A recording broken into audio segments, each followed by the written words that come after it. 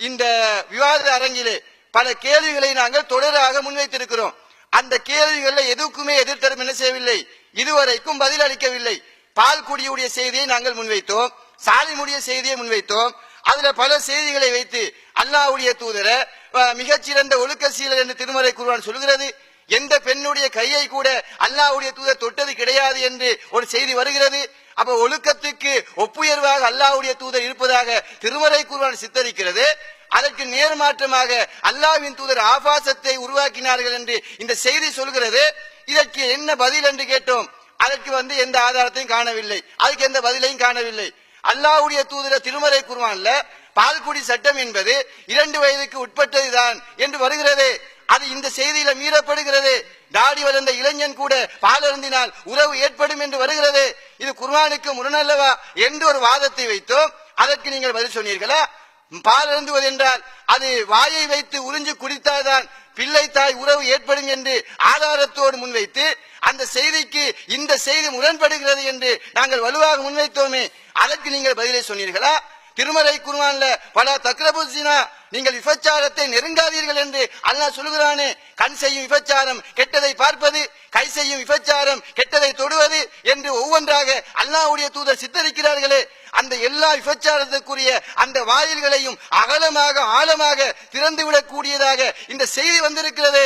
இதுக்கு என்ன பதில் சொல்ல போகிறீர்கள் என்று கேட்டோமே, அதற்கு நீங்கள் ஏதாவது பதில் சொன்னீர்களா?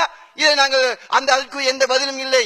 அதே போன்று ஆயிஷா ரலியல்லாஹு அன்ஹா அவங்க சொல்லக்கூடிய ஒரு செய்தியை எடுத்துக்காட்டி, பால்குடி உறவு என்பது ஆரம்பத்தில் 5 10 இருந்தது, 5 மாற்றப்பட்டது. அது ஓதப்படுகிற நிலையிலேயே அல்லாஹ்வின் தூதர் மரணித்தார்கள் என்று ஒரு செய்தியை ஹதீஸ் என்று நீங்கள் சொல்லுகிறீர்களே, அதை நீங்கள் நம்புகிறீர்களே? இப்படி ஒரு செய்தி இருக்குது என்று சொல்லி இப்படி இருப்பதை நீங்கள் நம்புகிறீர்களே? இந்த மாற்றப்பட்ட இந்த 2 வசனங்களும் எங்கே இருக்கிறது? குர்ஆனை கூட கையில தந்தோமே, அது எங்கட டேபிளுக்கு நீங்க திருப்பி அனுப்பி விட்டீர்களே. அப்ப என்ன அர்த்தம்? ஆதாரம் இல்ல. அதுக்கு எங்க ஆதாரம் கேட்டா இதுவரைக்கும் வாயெடுத்து போயிருக்கிறார்கள். குஃபுர் என்றால் வபுகிதல்லதி கஃபர், இறை நிராகரிப்பாளர்கள் சத்திய கருத்துகளுக்கு முன்னால் வாயெடுத்து போவார்கள். இப்ப போயிருக்கிறாங்க. இது நாங்க பாக்குறோம். மலக்குல் மௌத்துடைய விடயத்துல எத்தனை கேள்வியை நாங்க கேட்டோம். மலக்குல் மௌத் என்பது வானவர்கள் என்பவர்கள் அல்லாஹ்வுடைய கட்டளைக்கு மாற்றம் செய்ய மாட்டார்கள். அது அவர்களின் தனித்துவமான பண்பு. இது குர்ஆன் சொல்லக்கூடிய செய்தி. அதற்கு நேர்மாற்றமாக அல்லாஹ்வின் உத்தரவுக்கு மாற்றமாக உயிரை கைப்பற்றாமல் திரும்பினார் என்று வருகிறது. இது குர்ஆனுக்கு முரண் இல்லையா? இதற்கு உங்களுடைய ஆழமான அகலமான அறிவை வைத்து பதிலை சொல்லுங்கள் என்று கேட்டோமே, இதுவரைக்கும் நீங்கள் வாயை திறந்தீர்களா? அதுக்கு பதில் இல்ல. அதே போன்று மூசா அலைஹிஸ்ஸலாம் என்பவர்கள் யார்? ஒரு இறை தூதர். அல்லாஹ்வுடைய கட்டளைக்கு கட்டுப்படுவதுதான் இறை தூதருடைய பண்பு என்று நாங்கள் சொன்னோம். திருமறை குர்ஆனின் வசனத்தை எடுத்துக்காட்டி அந்த வசனத்திற்கு மாற்றமாக மலக்குல் மௌத் உயிரை கைப்பற்ற அல்லாஹ்வின் உத்தரவோடு வந்திருக்கிறார் என்பதை தெரிந்தும் கூட அடித்திருக்கிறார் என்றால் இதுதான் மூசா அலைஹிஸ்ஸலாத்தை கண்ணியப்படுத்துகிற விதமா? இது குர்ஆனுக்கு மாற்றம் இல்லையா? இதற்கு என்ன பதில் என்று கேட்டோம். வாய் திறந்தீர்களா? அது மட்டுமல்ல, மூசா அலைஹிஸ்ஸலாம் அவர்கள் மரணத்தை விரும்பாத மனிதர் என்று அந்த செய்தியில வருகிறது.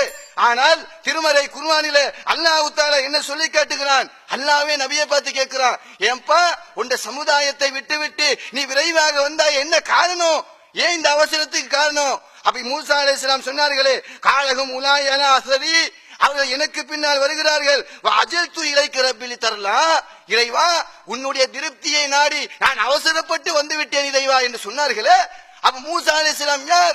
அல்லாஹ்வுடைய திருப்திக்காக அல்லாஹ்வை சந்திப்பதற்காக விரைந்தோடி வந்த ஒரு இறை தூதரை அல்லாஹ்வை சந்திப்பதற்காக அஜிப் ரப்பக், உன் இறைவனுக்கு பதிலளி என்று மலக்குல் மௌத் சொல்கிறார். நான் பதிலளிக்க மாட்டேன், ஓங்கி அறையத்தான் செய்வேன் என்று அறைவதாக செய்தி வருகிறது.